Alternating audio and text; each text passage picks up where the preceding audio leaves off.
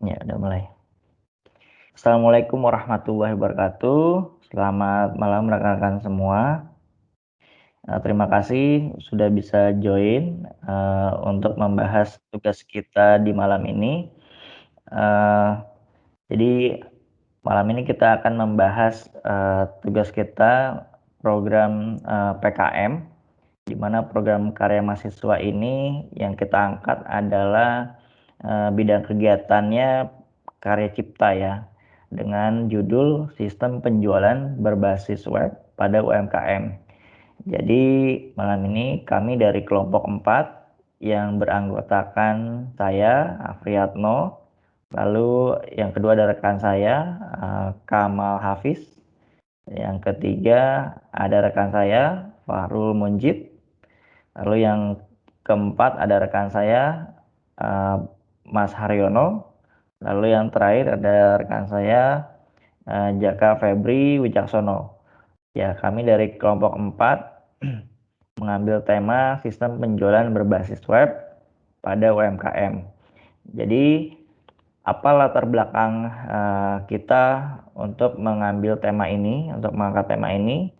Jadi yang pertama, terkait dengan teknologi internet yang semakin berkembang, di situ banyak, kesempatan dan banyak, opportunity ya, banyak kesempatan untuk para penggiat industri UMKM ini untuk bisa maju, di mana kita mau, merubah ya, yang di mana UMKM ini yang, biasanya bersifat bisnisnya konvensional, kita mau ubah bagaimana mereka bisa mengikuti, zaman saat ini yang sudah, menggunakan internet ya, di mana kita bisa online dimanapun dimanapun kita berada dan kapanpun.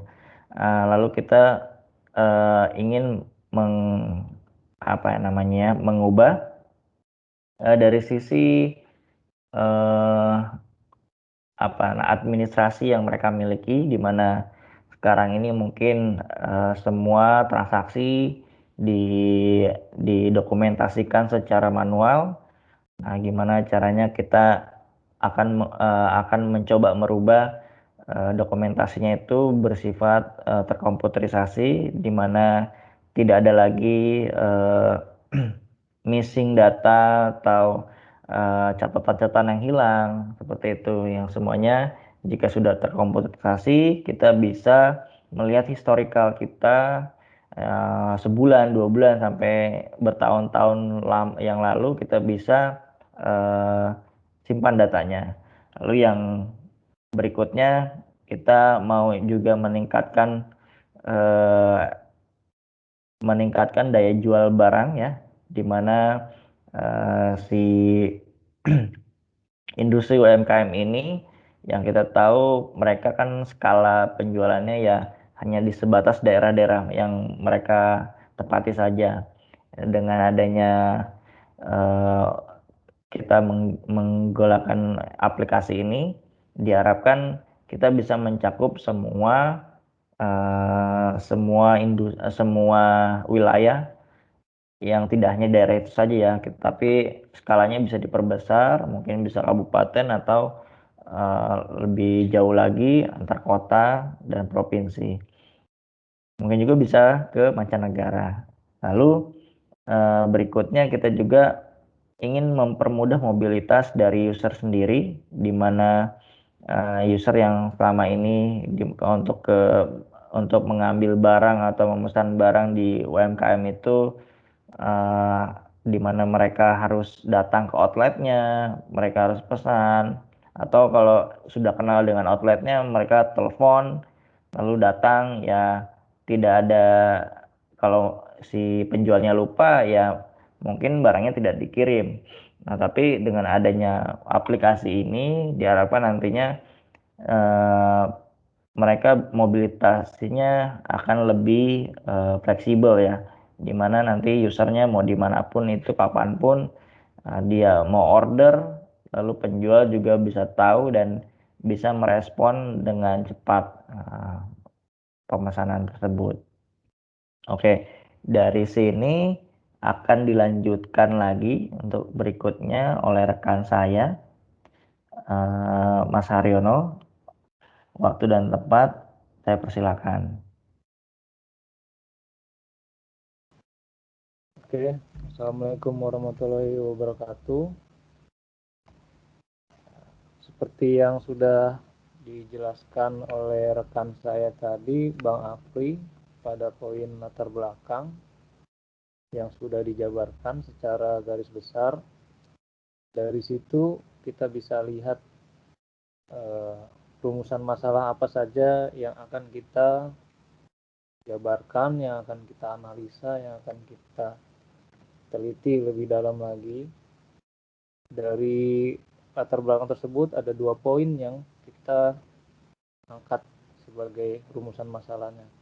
Yang pertama adalah bagaimana implementasi aplikasi mengetahui penjualan produk untuk pelanggannya, yang sebelumnya secara laporan, mungkin secara konvensional,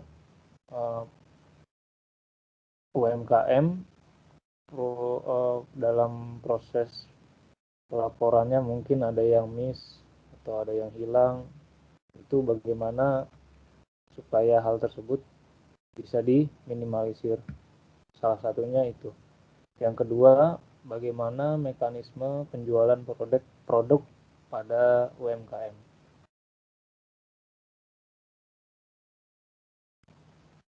Nah, berikutnya, tujuan dan manfaat. Tujuan dari kegiatan PKM ini adalah untuk merancang dan membuat aplikasi web yang mempermudah pelanggan untuk memesan produk tanpa harus menuju tempatnya. Salah satunya dari poin-poin yang kita tuju di sini adalah yang nomor satu, user friendly. User friendly maksudnya adalah kita merancang dan membuat aplikasi web yang tujuannya untuk memudahkan pelanggan dalam menggunakan aplikasi. Uh, untuk poin user friendly ini hubungannya nanti kepada tampilan UI dan user interface dan user experience-nya. Yang kedua adalah efisien. Efisien maksudnya adalah bagaimana aplikasi ini yang kita rancang nanti tujuannya supaya mempermudah proses pemesanan tanpa harus tatap muka dengan penjualnya. Yang ketiga adalah fleksibel.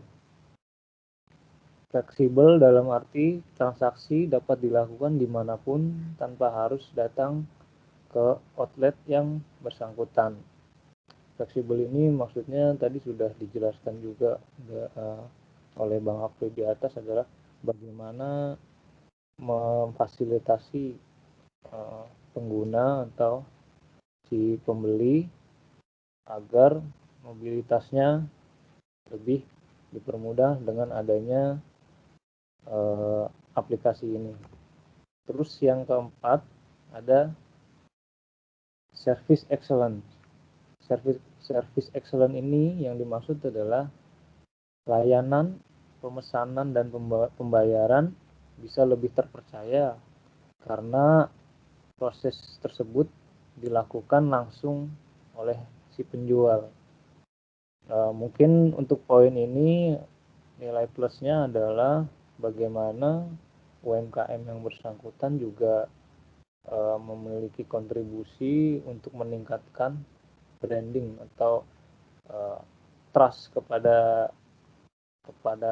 pelanggannya, bahwa tidak hanya produk saja yang ditawarkan, melainkan juga ada pelayanannya, sehingga itu bisa meningkatkan nilai marketing atau branding dari produk yang UMKM tawarkan tersebut.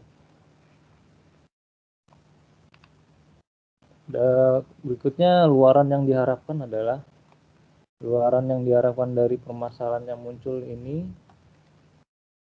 diharapkan orang yang atau customer atau pembeli yang tidak dimungkinkan untuk datang langsung karena saat ini juga terkendala oleh pandemi corona ya, COVID-19, maka pembeli tersebut apabila ingin membeli suatu barang tidak harus datang langsung.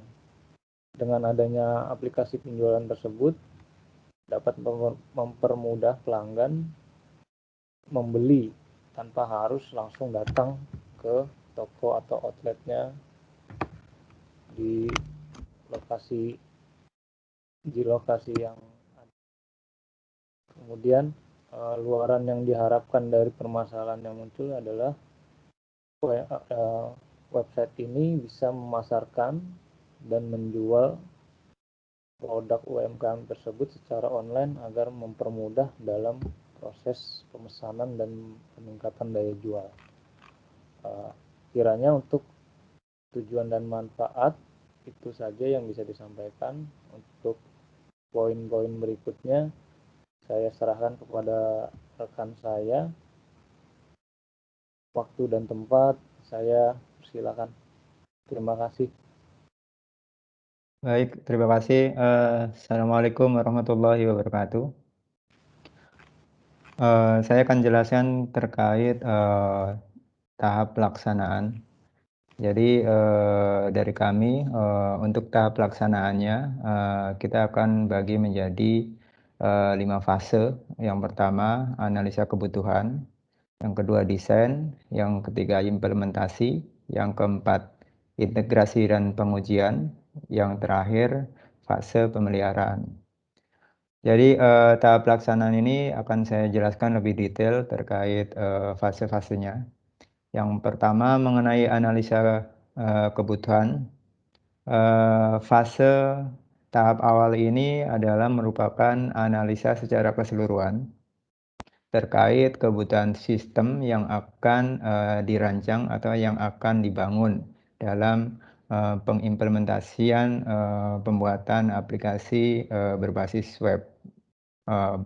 Yang jelas secara detailnya lebih ke penjualan di UMKM. Jadi analisa ini kita akan menitik beratkan beberapa titik, yaitu mengenai terkait analisa pengguna, kebutuhan pengguna baik dari sisi UMKM, pelaksana UMKM, dari sisi konsumen, dan dari sisi kebutuhan fungsi dan non-fungsinya. Jadi analisa ini secara umum akan kita perdalam lebih lanjut terkait kebutuhan apa aja yang kita butuhkan.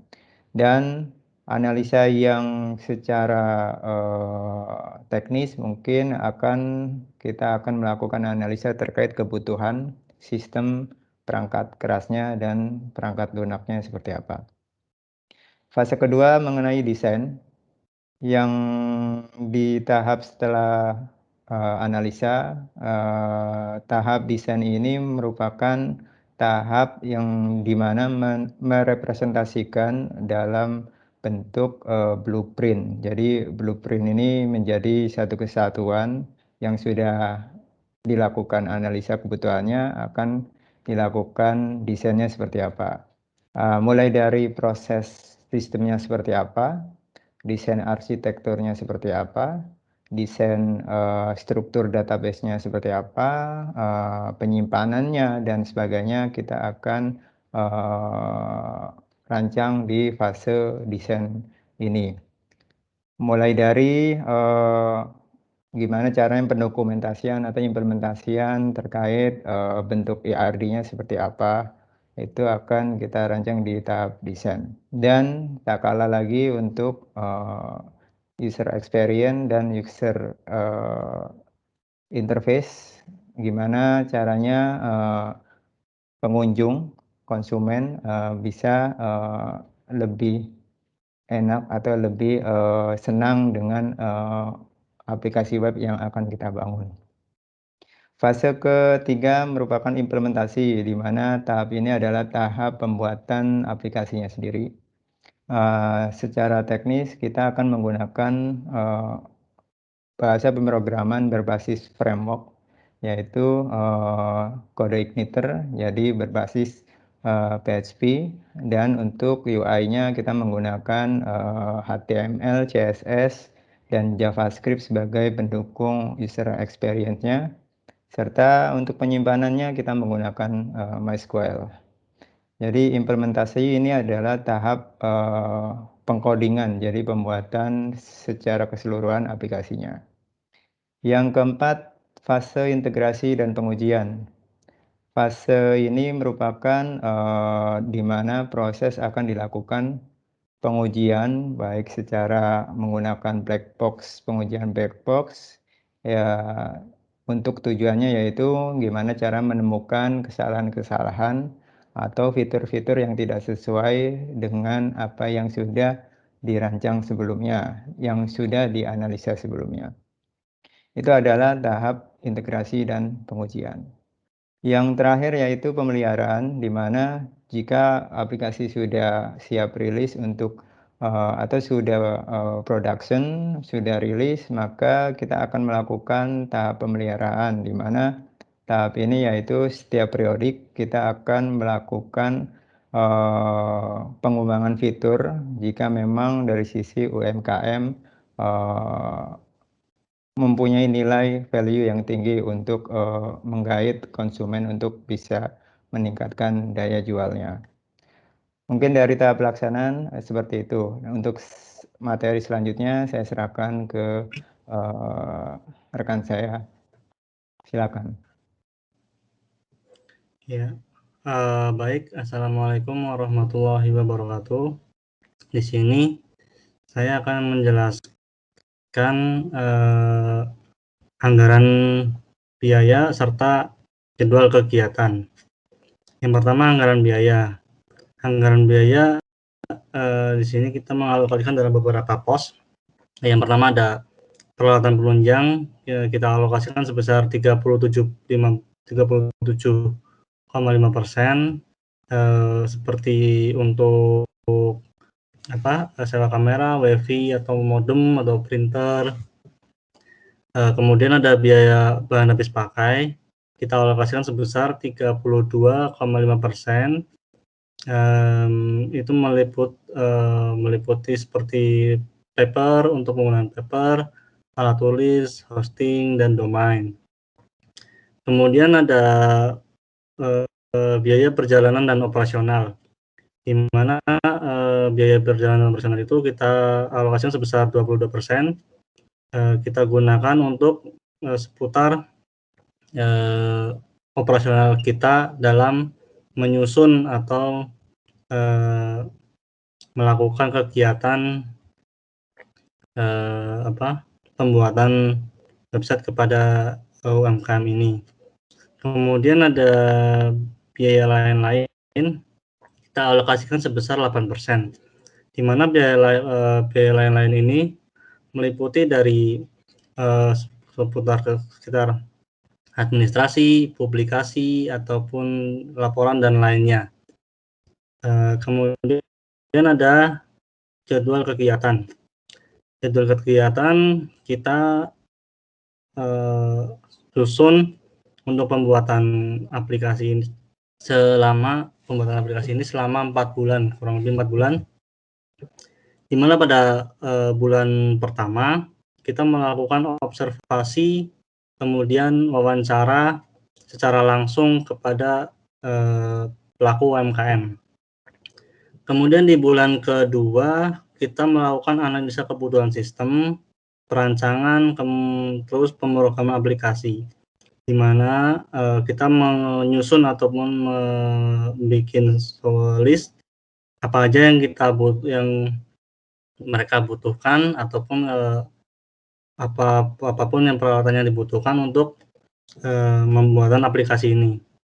Kemudian ada di bulan ketiga kita ada mulai masuk ke tahapan pembuatan prototipe pengujian sistem, kemudian ada evaluasi sistem. Di bulan keempat kita ada pembuatan hasil laporan, di mana kita mendokumentasikan kegiatan kita dari awal sampai akhir, serta apa aja yang dibutuhkan untuk pembuatan aplikasi tersebut. Demikian yang bisa saya jelaskan. Kemudian saya serahkan lagi kepada rekan saya selanjutnya. Terima kasih.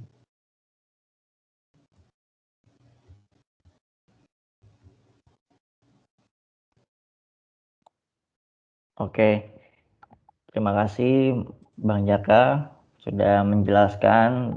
Terima kasih untuk rekan semua yang sudah menjelaskan isi dari presentasi kita kali ini. Nah, di sesi terakhir ini ada lampiran.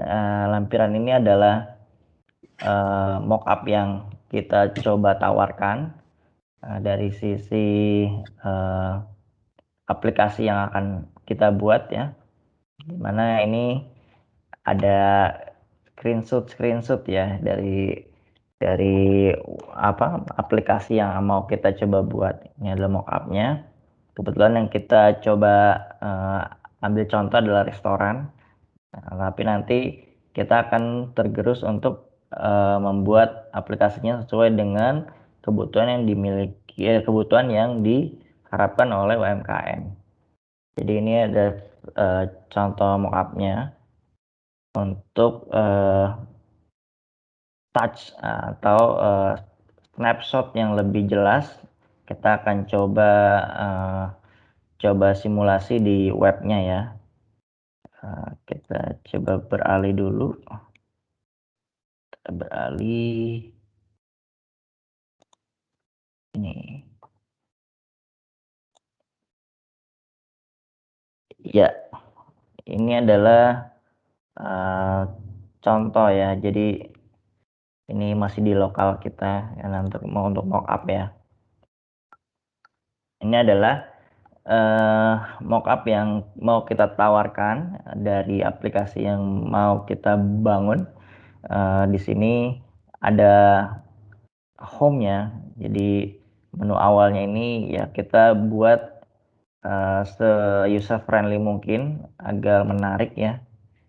Bisa dicoba dipahami oleh user dan user bisa tertarik dengan apa yang web ini tawarkan. Jadi di sini kita coba bangun ada menu, kebetulan karena ini yang kita buat ini restoran ya. Jadi ada menunya itu ini kalau kita klik navigasi yang ini akan munculkan semua menu. Lalu di sini ada kategorinya, ada minuman, ada lunch. Ini kebetulan kita butuh untuk reservasi lunch sama dinner ya. Jadi ada 2 reservasi yang kita miliki. Lalu di sini kita kasih put harganya. Nanti di sini user bisa user bisa tahu gitu harganya nanti berapa nanti ketika dia reservasi, ketika dia coba transaksi sudah memiliki gambaran. Nah, ini ada contohnya. Kita coba masukkan di sini informasi dari customer. Apabila ada customer yang testimoni, jika mereka punya testimoni, mereka bisa bagikan ke web kita untuk dicoba dibagikan lagi ke teman-teman yang lain. Nah, di bawahnya ini kita berikan informasi dari outlet tersebut. Lalu di sini kita juga ada menu reservasi di mana nanti user atau customer itu bisa memesan meja ya untuk dia bisa pakai untuk dinner atau dia mau pesan untuk makan siang. Ini dia bisa bisa reservasi meja yang akan mereka pesan. Lalu di sini juga kita punya tempat untuk menuliskan beberapa artikel ya. Kalau misalkan misalkan ini restoran ini punya beberapa menu spesial, dia bisa tuliskan di artikel-artikel ini. Lalu apabila ada berita atau artikel yang lagi happening, ini kita juga bisa taruh di sini sebagai informasi kepada customer dan pelanggan kita, supaya wah ternyata ada promo nih atau ada diskon apa nih, mereka juga bisa lihat di sini sampai kapan promonya, untuk menarik si customer sendiri agar kerjasama antara si outlet dan customer ini mereka sangat dekat ya. Jadi kita coba berikan transparansi agar si customer dan pelaku UMKM nantinya bisa lebih dekat ya. Jadi tidak ada jarak gitu antara kita dengan customer. Jadi kita mempermudah mobilitas dari customer dan juga meningkatkan penjualan ya, meningkatkan income sendiri dari sisi UMKM. Begitu adalah maksud dan tujuan kami mengangkat tema yang berjudul sistem penjualan berbasis web pada UMKM. Ya, itu yang temanya kita yang miliki. Oke, sampai sini sudah cukup presentasi yang kita sajikan ya. Kurang lebihnya mohon maaf. Semoga presentasi kita terkait tugas PKM ini dapat menginspirasi teman-teman sekalian dan dapat berguna juga bagi teman-teman, terutama jika memang proyek ini bisa dikembangkan, mudah-mudahan bisa berbuat banyak terhadap UMKM yang ada saat ini. Terima kasih, selamat malam. Assalamualaikum warahmatullahi wabarakatuh.